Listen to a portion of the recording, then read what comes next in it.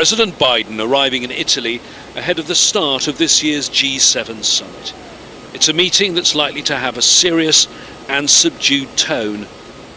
That's because since the 7 leaders last met, Ukraine has not, as they'd all hoped, strengthened its hand against Russia in a war that's gone on for nearly 2.5 years.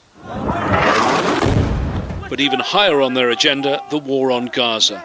All the G7 leaders initially supported Israel's right to self-defense, but with a death toll of more than 37,000 Palestinians, that support is increasingly reluctant.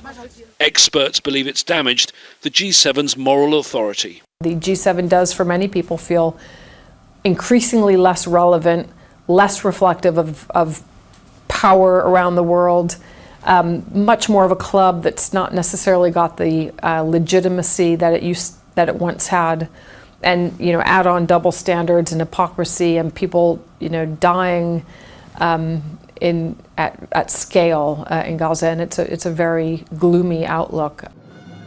The 7 leaders are the same ones who attended the last summit in the Japanese city of Hiroshima, but 6 of the 7 are now facing serious political pressures at home. In France and the UK, elections are due in weeks, and the US vote is now less than 4 months away. After a strong showing for her right-wing party in the European elections, the one leader whose fortunes appear to be rising is the host, Giorgia Meloni. The Italian Prime Minister is bringing a record number of 10 guest countries to this year's G7. That's in part because she wants to focus on the issue of migration.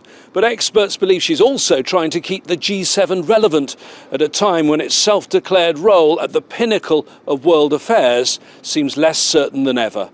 James Bayes, Al Jazeera, Pulia, Italy. Make sure to subscribe to our channel to get the latest news from Al Jazeera.